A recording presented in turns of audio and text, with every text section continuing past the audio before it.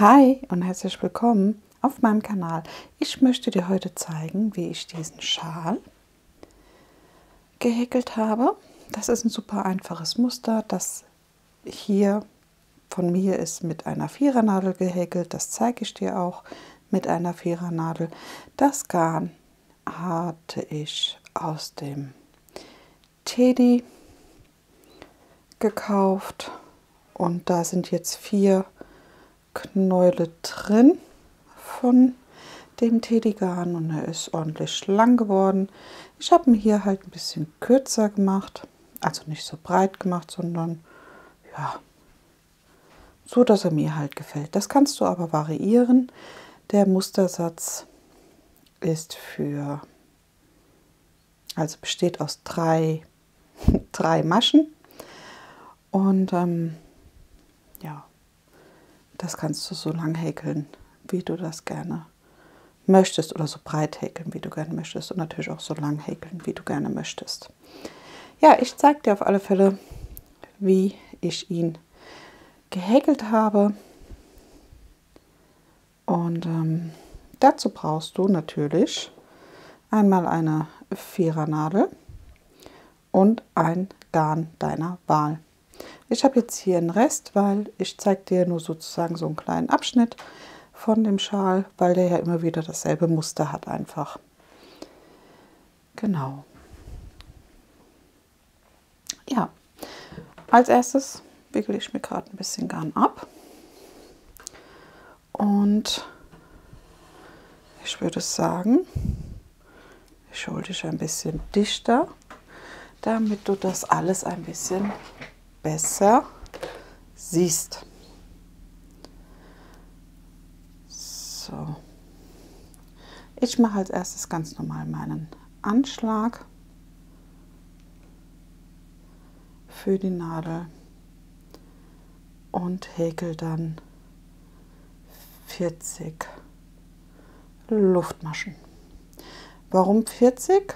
Das ist ja nicht durch 3 teilbar, aber 39 und eine Wendeluftmasche, also 40. Ja, du könntest natürlich dann auch ein bisschen mehr machen, also immer durch 3 teilbar und am Start dann eine Wendeluftmasche oder für den Start eine Wendeluftmasche und nachher werden das 3 Wendeluftmaschen sein. Nur für dich als Info. So, wenn du jetzt diese 40 Maschen hast, dann wendest du einmal deine Arbeit.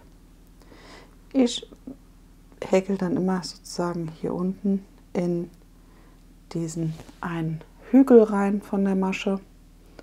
Ich zeige dir das gerade mal ein bisschen dichter. Ich glaube, dann sieht man das alles ein bisschen besser.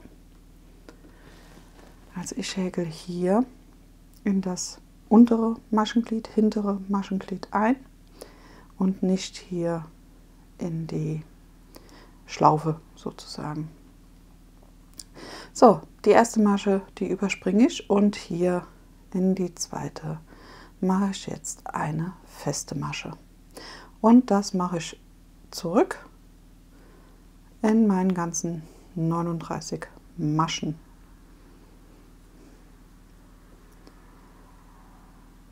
Und dasselbe habe ich auch bei dem Abschluss vom Schal gemacht. Ich habe noch mal eine Reihe feste Maschen am Ende von meinem Schal drüber gehäkelt, damit die Sachen hier gleich enden und starten. Ja, aber das ist ganz dir überlassen. Wenn du ihn lieber mit den Stäbchen zu Ende haben möchtest, dann machst du das. Du kannst natürlich auch noch ein Muster dran häkeln oder den Schal einmal umranden. Das ist ganz dir überlassen. Ich zeige es hier so, wie ich das gemacht habe bei mir. Und wenn du dann noch andere Ideen hast, kannst du das sehr gerne für dich auch umsetzen. Ja. Ich dachte nur, das Muster ist ganz schön. Das ist auch super einfach.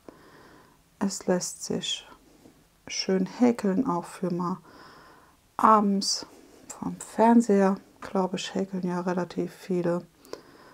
Und ja, da ist das ein schönes, einfaches Muster. Das hier ist jetzt so ein bisschen gefriemelt, weil ich, wie gesagt, gerne in diesen unteren Bogen einsteche von der Masche,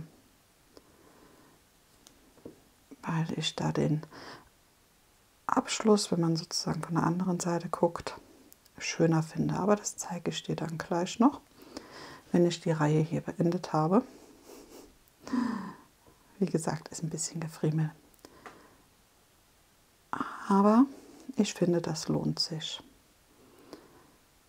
Das ist ein schöner Abschluss sozusagen. Also ich mag den ganz gerne. Ja. So ist das. Man hat ja dann nur einen Faden sozusagen über der Nadel. Also hier diesen einen von dem Hügel. Und ja, aber trotzdem, es hält. Zumindest hat es bei mir bis jetzt immer gehalten. Es ist, hoch, jetzt war ich aus dem Bild, habe ich gar nicht gemerkt. Entschuldige. Das ist immer ganz schön. Man muss ein bisschen aufpassen, aber das klappt. So, noch ein paar Maschen und dann zeige ich dir, was ich meinte, dass die Rückseite, Unterseite da ganz gut aussieht. So, die letzte.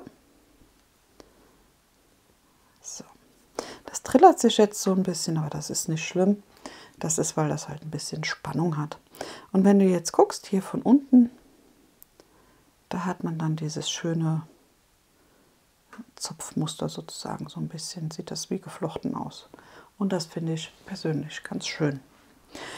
Ja, ich gehe jetzt immer hin und nehme noch meinen Faden hier mit zum Vernähen. Und jetzt starten wir eigentlich schon mit dem Muster. Das heißt, ich mache jetzt 3 Luftmaschen.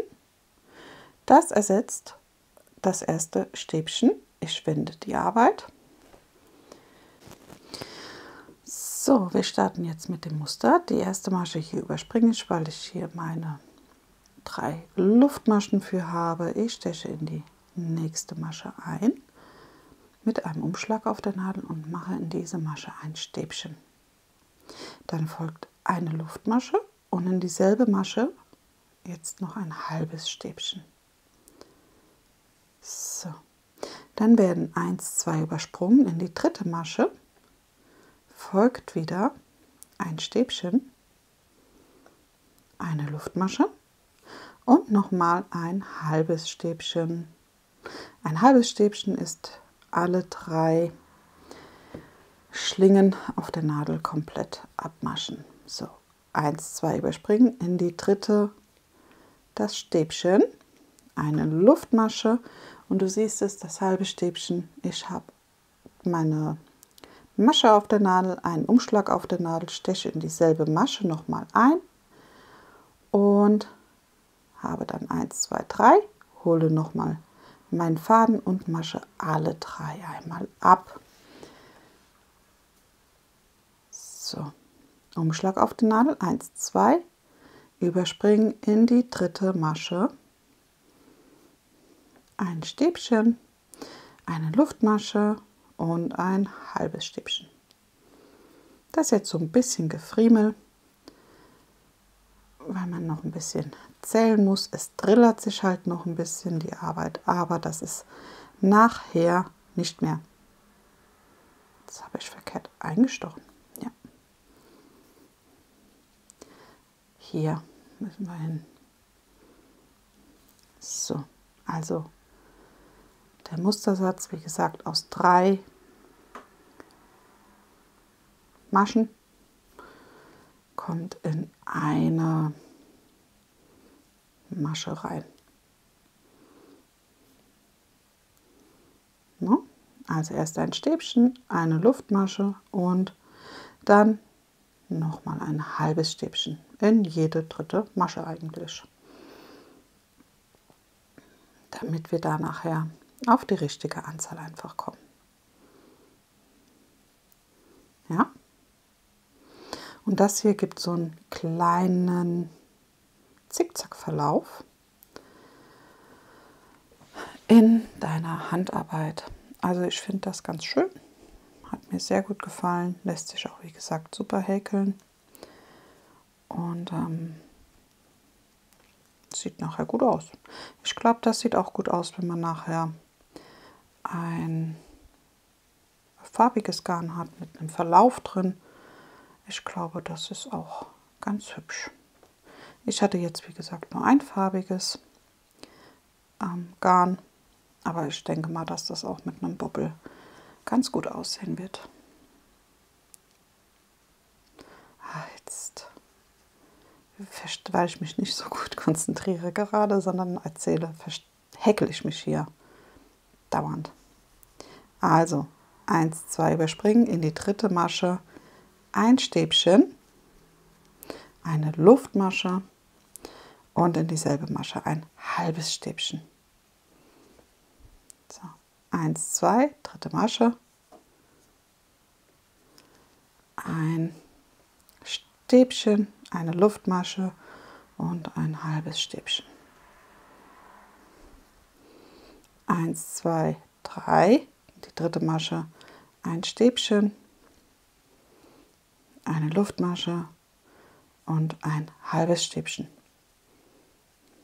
So, und in die letzte Masche, damit der Abschluss hier einfach ein bisschen schöner ist, mache ich immer noch ein Stäbchen rein. Das ist vielleicht auch ganz praktisch, denn wenn du nachher noch eine Umrandung haben möchtest, da irgendein Muster noch drumherum machen möchtest, ist das schöner einfach. Ja? So, mit 3 Luftmaschen gehe ich wieder nach oben, wende meine Arbeit, nehme den Umschlag auf die Nadel.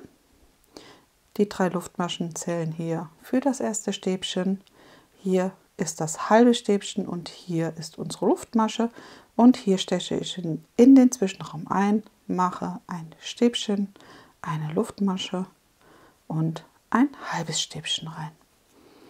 Und so läuft das jetzt die ganze Zeit. Also immer da, wo ich die Luftmasche habe, in diesen Zwischenraum steche ich ein und mache mein Muster von vorne sozusagen. Also einmal ein Stäbchen, eine Luftmasche und ein halbes Stäbchen.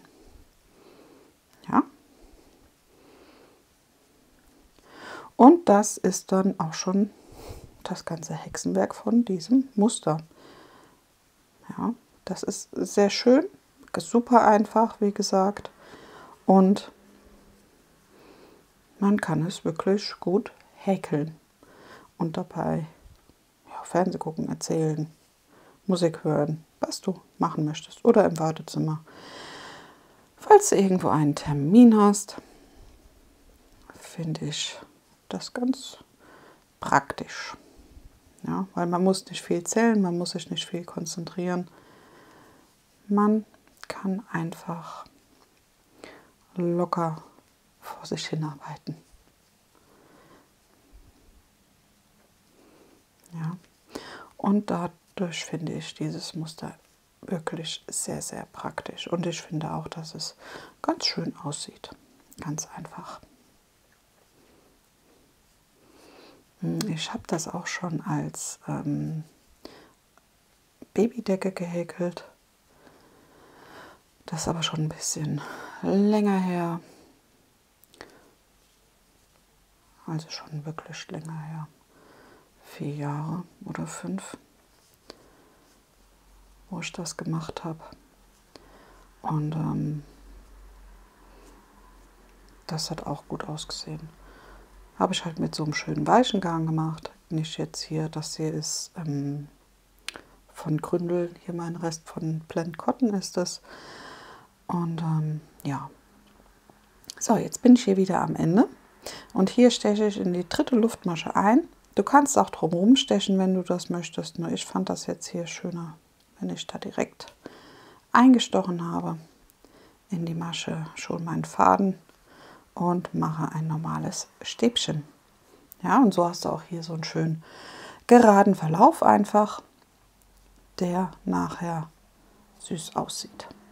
Wieder 3 Luftmaschen, einmal die Arbeit wenden und dann wieder in den Zwischenraum arbeiten mit einem Stäbchen, eine Luftmasche und einem halben Stäbchen. Ja. Und das ist dann schon, wie gesagt, das ganze Hexenwerk. Also wirklich super einfach. Man kann das auch, wie gesagt, für andere Sachen benutzen. Ja, die Babydecke, da habe ich natürlich nur hier mehr Maschen gemacht. Du könntest es auch als Granny häkeln, wenn du das möchtest. Nur die Babydecke habe ich wirklich, die habe ich auch von unten her einfach gestartet. So, und wenn du siehst, so einfach und schnell geht dieses Muster. Ich weiß gar nicht, was ich da noch mehr sagen soll. Das kannst du jetzt so hoch machen, wie du das gerne hättest, also so lang machen, wie du das gerne hättest. Du siehst das hier, es passt mit meinem Schal. Da habe ich auch die 40 Maschen. Und ja, dann kann man das einfach schön häkeln. Hier siehst du mal so ein bisschen, das geht so in einem leichten Zickzack hoch. Ganz, ganz zart finde ich, aber trotzdem sehr, sehr schön. Wenn du den Rand jetzt nichts mehr drumherum machen möchtest, dann lässt du ihn einfach so. Aber du könntest auch hier, ja, dadurch, dass wir ja die Maschen hier haben, einmal das Stäbchen und dann die Luftmaschen, könntest du da auch noch mal eine Umrandung dran häkeln, wenn du möchtest. Weiß ich nicht, Mäusezähnchen oder sowas, wie du magst. Und dann wertet das Ganze noch mal ein bisschen auf. Aber mir gefällt der so sehr gut. Man könnte auch hier unten noch Franseln dran machen, aber meine Tochter hat gesagt, das möchte sie nicht. Sie möchte den ohne Franseln haben. Das stört sie halt beim Reißverschluss zumachen und sowas von der Jacke. Und deswegen ist der bei mir so geblieben. Ja. Und du siehst, es ist schön flexibel. Das kommt aber auch aufs Garn drauf an. Ja. Und wie gesagt, bei mir ist er schön lang geworden. Also das ist, den schlägt sie sich sozusagen 2-3 Mal um den Hals und macht ihn dann bei. Ne? Ja, und das ist eigentlich auch schon das ganze Muster. Und was mir jetzt gerade auffällt, ist, je nachdem, was für Garn du nimmst, es wirkt noch mal ein bisschen anders. Also hier ist es ein bisschen filigraner und hier ist es ein bisschen dichter. Also, ja, wenn man das so im Vergleich sieht. Ne? Ja, genau. So, das ist einmal der schöne Schal mit diesem Muster. Ich hoffe, ich konnte ihn dir ein bisschen näher bringen. Wenn du Fragen hast zu den Sachen, so wie ich es hier gehäkelt habe, frag gerne. Ich probiere weiter zu helfen und wenn du noch Anregungen hast, wie ich etwas vielleicht noch ein bisschen besser, detaillierter erklären kann, dann schreib mir das auch gerne. Ich hoffe, dir hat die kleine Anleitung so gefallen und dann würde ich sagen, würde ich mich freuen, wenn wir uns das nächste Mal wiedersehen und hören sozusagen. Ich bringe immer dienstags ein Video zum Diamond Painting raus und samstags ein Video zu meinen Häkelprojekten. Da zeige ich samstags immer, was ich alles gehäkelt habe in der Woche. Ja? Ja, nur als kleine Info. Dann würde ich mich freuen, wenn wir das nächste Mal wieder zusammen etwas handarbeiten. In diesem Sinne, bleib gesund, mach's gut, hab noch einen wunderschönen Tag. Tschüss!